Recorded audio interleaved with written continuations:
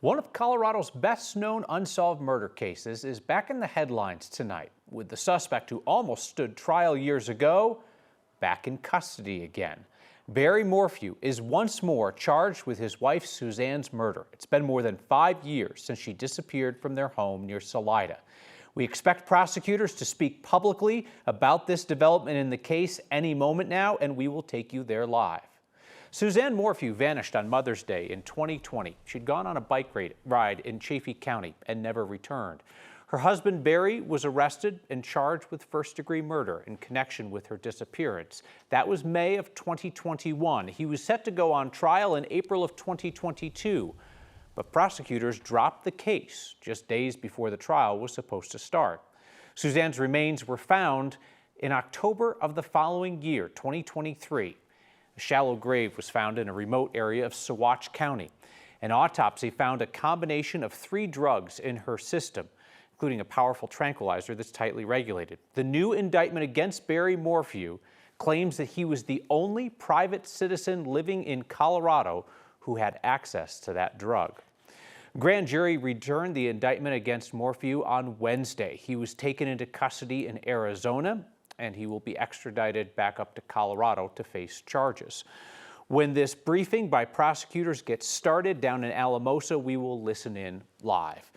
So the new indictment allows prosecutors a bit of a do-over in this closely watched murder case. Not double jeopardy because the previous murder case was dismissed before he went to trial. That case was dropped in 2022 in part because investigators had yet to find Suzanne Morphew's remains, and in part because the previous DA, now disgraced, had screwed up pretty bad.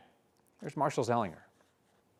When a grand jury indicted Barry Morphew for murder this week, they heard from experts that are expected to also testify in his murder trial. That is, as long as prosecutors share evidence and discovery in a timely manner.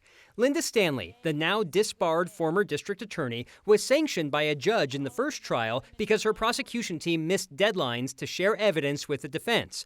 As a sanction, the judge barred her from calling several expert witnesses. She ultimately asked for the case to be dismissed. Now, with a new indictment, it sort of starts all over. So the prosecution will be able to provide all the relevant documents in a timely fashion. Former Denver District Attorney Beth McCann explained how with this new indictment, it is a bit of a do-over. Except unlike the first trial, Suzanne Morphew's remains have been found. They were not yet discovered when the first case was dismissed. They absolutely dismissed this case at this point because they knew they were going to lose this trial and Mr. Morphew was going to be acquitted and exonerated. We don't know that, but I think the prosecution felt that they weren't in a good position to prosecute without the body, with these limitations on what evidence they could present. The previous trial was moved from Chaffee County to Fremont County because of pretrial publicity, and that was before previous DA Linda Stanley was sanctioned, disbarred, and removed from office.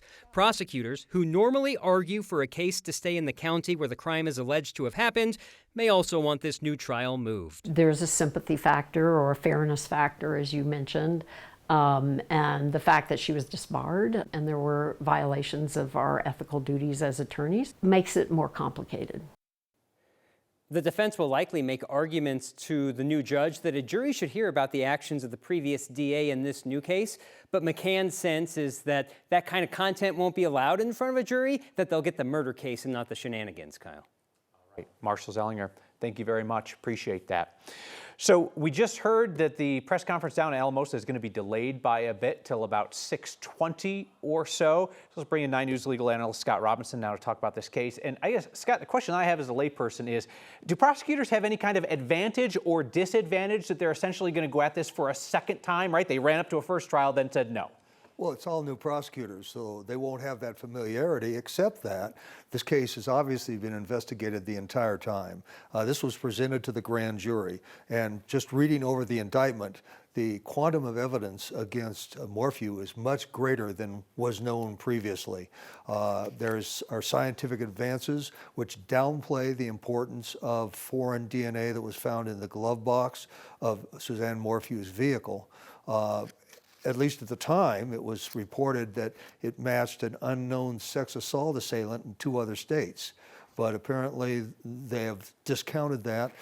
through the testimony that was presented to the grand jury. All in all, they have an awful lot of circumstantial and scientific evidence which seem to point directly at Barry Morphew. Yeah, so in your opinion, they have a better case than they had before. They now have a supervising district attorney who is not named Linda Stanley. Her career kind of, blew up in flames shortly after this. I guess the question that I have is there anything that we can read into the fact that this case is coming now? Do you see anything in the indictment that says this is why they're going at it now, right? It's been years since they found her remains. Why now? It seems pretty clear to me that there has been ongoing investigation, and we really don't know when some of these advances took place. It doesn't reveal, for example, when the bone marrow was tested for the animal tranquilizer. So the reality is that there appears to be a much stronger case now. Part of the reason the case was dismissed by the prior district attorney is that they had been sanctioned because of late endorsement of expert witnesses. Basically, almost all of their expert witnesses had been stricken. That's not going to be true this time around. It's an all-new prosecution team, and it's a whole new set of facts.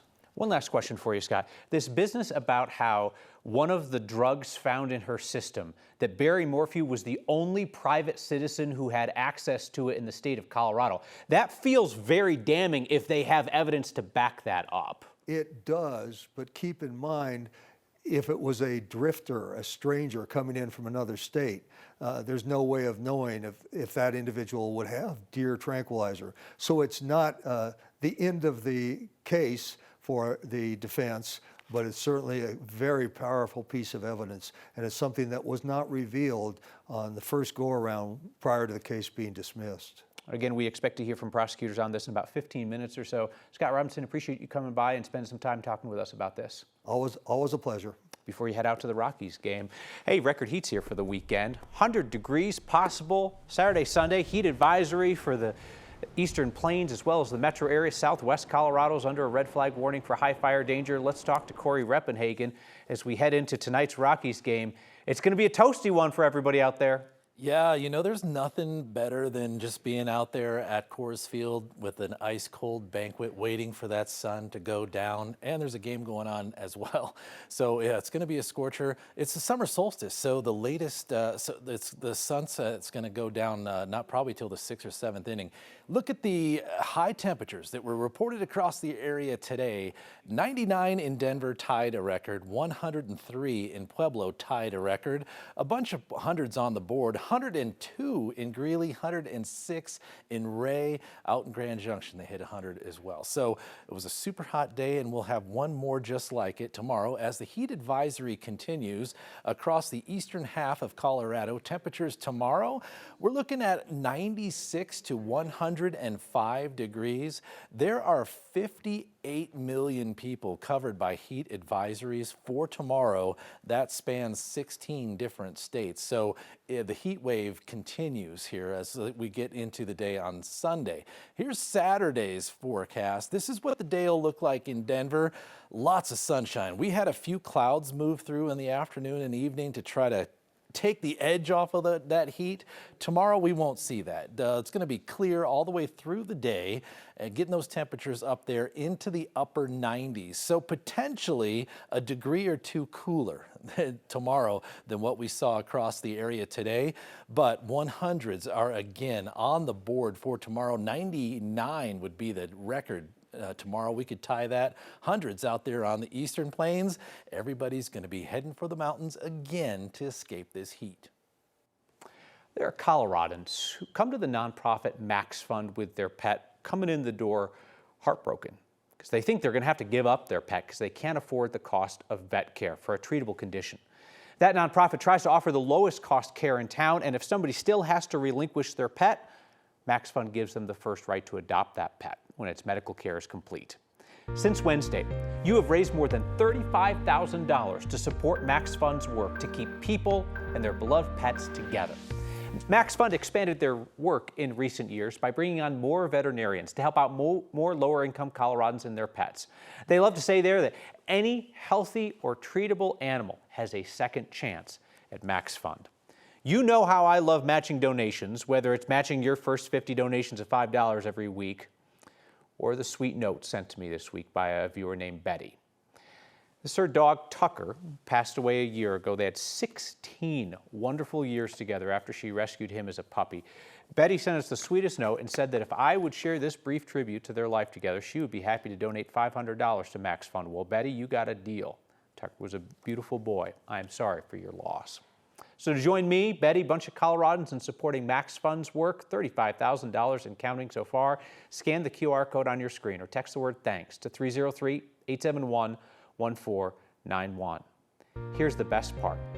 We're actually going to double that 35. What if I told you that you have already raised about $70,000 for MaxFund thanks to the Word of Thanks Fund and all those recurring monthly donors who give automatically to every nonprofit we feature? Our recent micro-giving campaigns have started with almost $35,000 in donations.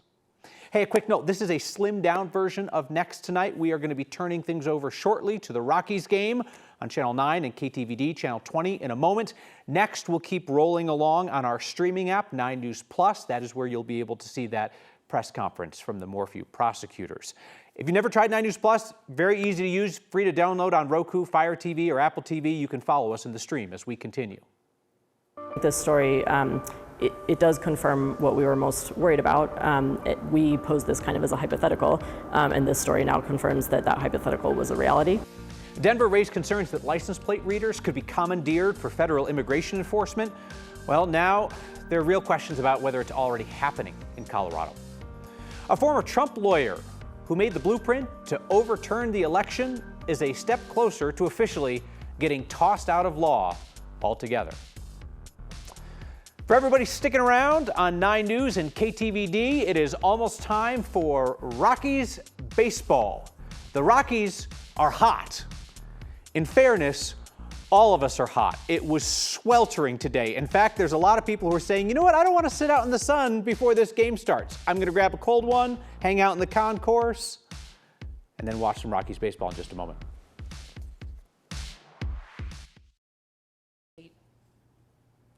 His commitment Welcome to back. Colorado Let's listen to District Attorney Ann Kelly of Saguache County about the new case against Barry Morphew for the killing of his wife, Suzanne. She's speaking live from Alamosa. Me with the investigation and the prosecution.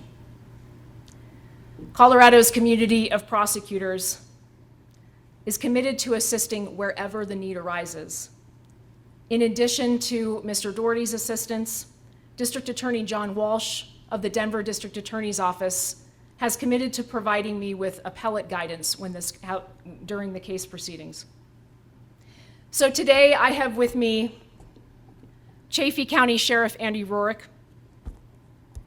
I stand united with Sheriff Rorick and Under Sheriff Alex Walker. I stand united in announcing this indictment.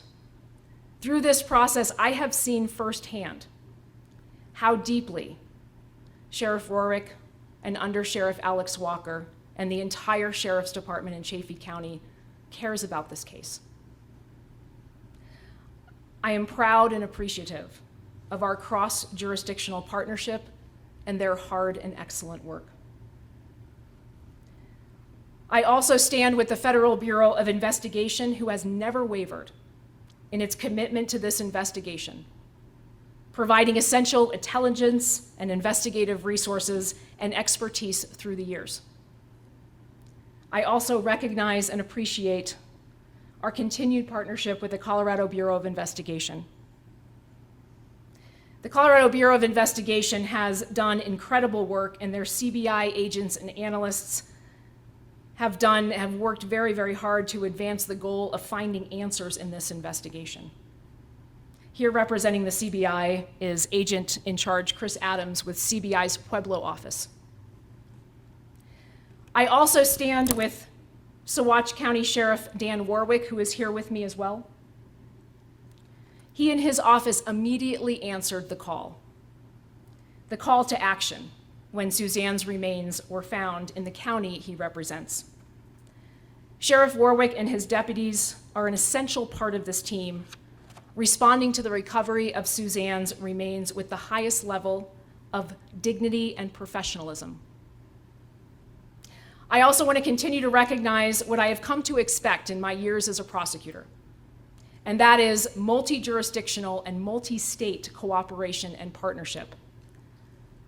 I want to recognize the Arizona Department of Public Safety, who immediately responded to our team's request for assistance in locating and arresting Barry Morphew in the Phoenix area. Mr. Morphew will be held by Arizona authorities pending extradition proceedings in that state. And upon conclusion of those proceedings, Mr. Morphew will be transported to Alamosa County to stand trial on the indictment. This indictment has been unsealed upon the arrest of Mr. Morphew. I asked for this briefing to provide you with an update and provide information to the community. Me and my team recognize the importance of being laser focused on the prosecution and to speak with one voice. And so for that reason, all of the agencies that have been involved in getting us to this place, as well as the prosecutors that have been willing to assist me in this investigation and prosecution, they have all been instructed to send any media requests to my office, and so that's what I'd ask of you. In an effort to be transparent, I'd like to thank the the Office of the Judicial District in this district for making the indictment immediately available, and so you can get a copy of that indictment on the State Judicial's website. It is linked on a page labeled Cases of Interest, and it's under Alamosa. Barry Morphew is presumed innocent in this case, and that presumption remains with him unless and until he is convicted at trial. And so once again, thank you for allowing me to provide an update to the community on this very important case. And I can take a couple of questions if you have them. Yes, sir. What was Barry doing in the Phoenix area? And thank you for the question. The question was, what was Barry doing in the Phoenix area? I appreciate the question, and that information was still being gathered. We have been working very, very hard to make sure that we run down anything we can with respect to this investigation, and our law enforcement officers will certainly be following that. Yes, sir. In the indictment, you noted that pharmacologically expert testified that BAM would render the recipient unable to resist any constrictions to the recipient's ability to breathe. Do you believe the dosage of BAM was so great it killed her, or that she was so incapacitated she was strangled or something? And thank you for that question. I am looking forward to having our team present all of those facts in a court of law. Obviously, I would like to be able to provide my comments, but my ethical obligations will not allow me to. However, I am very appreciative of the Judicial Department for making that indictment available, and I look forward to having our team present this case in court. Yes, ma'am. Why now? That's a great question. And so we, as prosecutors in Colorado and law enforcement in Colorado, we are very dedicated to making sure that we don't forget the victims of cold case homicides. But we also understand that it is so important to make sure that we have done everything we can to bring a case to court. And we are proud of the work that we've done. Every victim of homicide, murder in Colorado deserves that kind of attention, deserves that kind of work from law enforcement. And I would say that having the opportunity to work on these cases and to bring justice for these victims has been very important to me. Yes? Yeah, let me. Okay. Yes, sir. Was Morphew surprised at all when he was taken to prison? Was he expecting this? And thank you for that question. The question is whether or not Morphew, what Mr. Morphew's reaction was. And I can tell you that that's going to be part of the case, and we look forward to presenting that in front of a jury. Yes, sir. So the male DNA was found in Suzanne's car. Are you guys moving forward? Are you guys using that evidence for his trial? Tell us more about that. And thank you for that question. The indictment has a wealth of information about that particular topic, as well as the probable cause that supports the arrest in this case. And obviously, we are going to do everything we can to make sure that justice is done for Suzanne, and that includes being as thorough as we can about the facts of the case. question. When you arrest Barry in Arizona, so that's still investigating right now with Arizona law enforcement? So the Arizona Department of Public Safety has been an incredible partner for us. They organized immediately when we asked them to respond when we received the indictment. So I very much want to thank the Arizona Department of Safety. What about you, sir?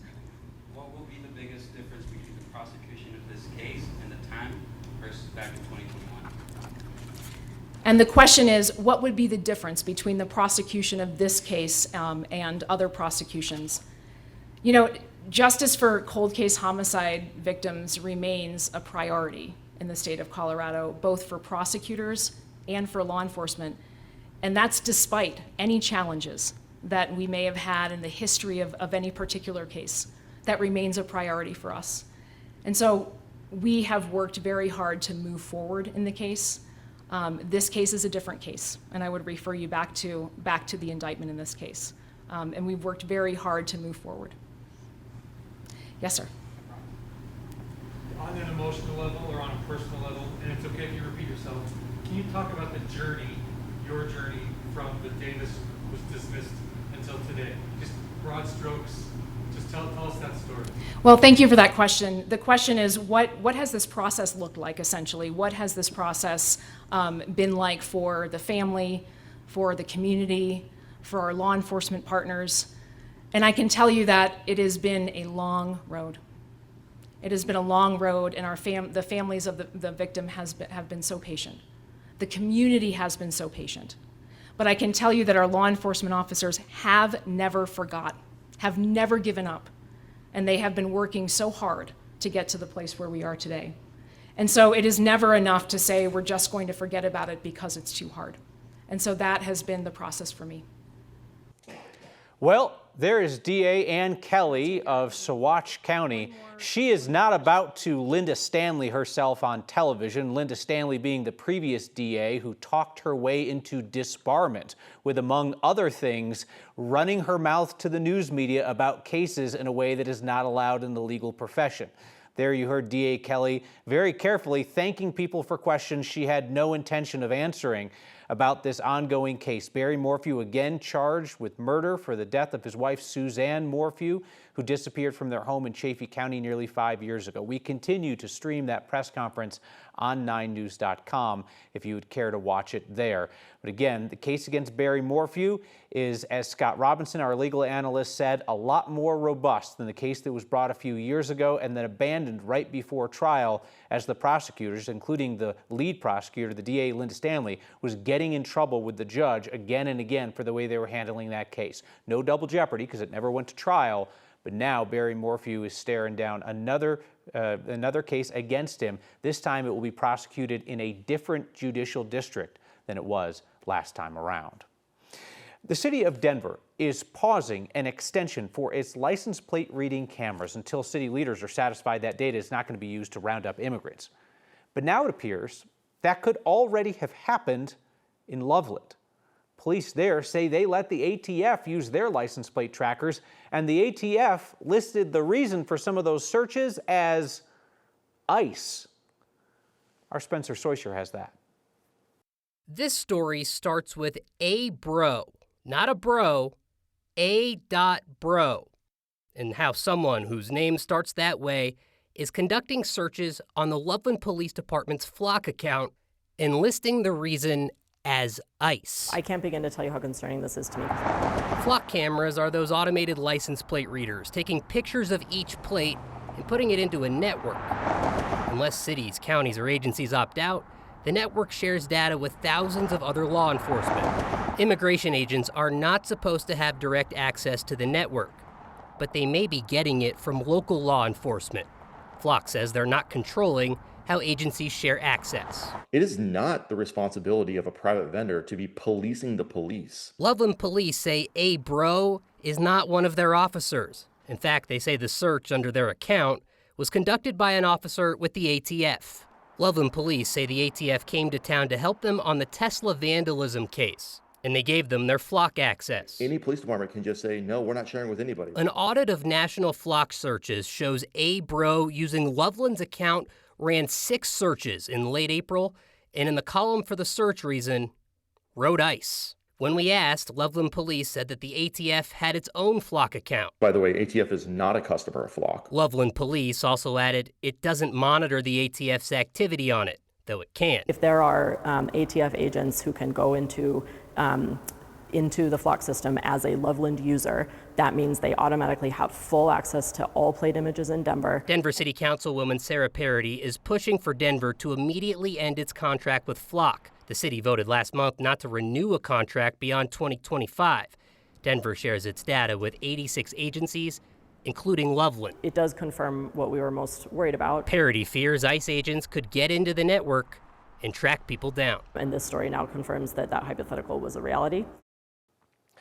I've been trying to get a hold of the ATF for the last 2 days to figure out who A Bro is and what case or cases this may be happening with. Kyle, we should note that this only showed up in the audit because A Bro wrote out ICE. There are plenty of very vague reasons that people have put things in that column by Loveland or other agencies. Terms like crime or investigation or sus and suspicious. So only because somebody apparently disclosed ICE, which we presume to mean Immigration and Customs Enforcement until we hear otherwise. But this was the fear in Denver, that this is exactly what was going to happen. Right, they were going to go in, find some backdoor way in. Somebody knows somebody who knows somebody, puts in a little password, puts in a search. This is what you get. Really interesting. Hope you get in touch with A Bro.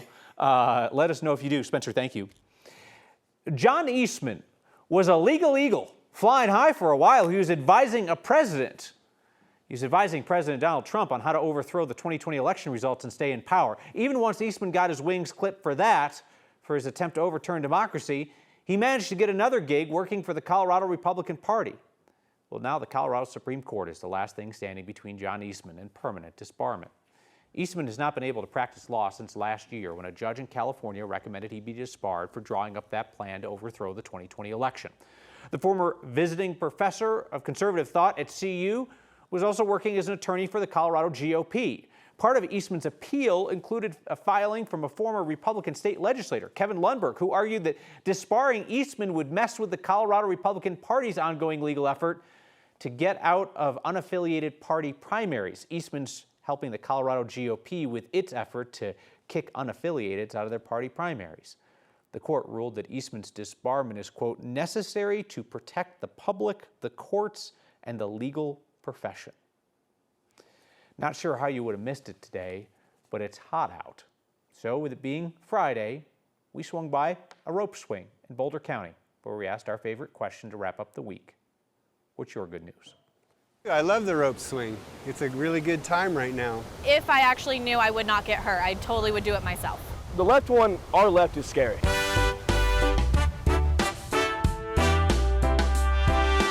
I'm mainly a tuber, but I'll go off that rope anytime.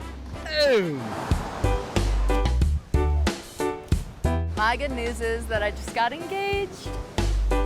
It's actually cold. Oh man, I got lots of good news. I'm so happy to be out here, being alive and doing what I love to do. My good news is that my 2 girls made the competitive soccer team at Westminster, and that is the same team that I used to play for, so it's kind of some sentimental value to me. A few years ago, my roles were starting to fall apart badly, and now they're better than they've ever been. My good news is I help run a really thriving plant business. My good news is it's a great day in Colorado. It's 90 degrees outside and we're having fun. That's my good news. It's warmer than that. It's almost 100. Yeah, it's hot. So we're here. I did leave something out that's very important. My other good news is that I am currently planning my wedding. We are gonna elope in the Redwood Forest and then have a huge party here for all of our friends and family.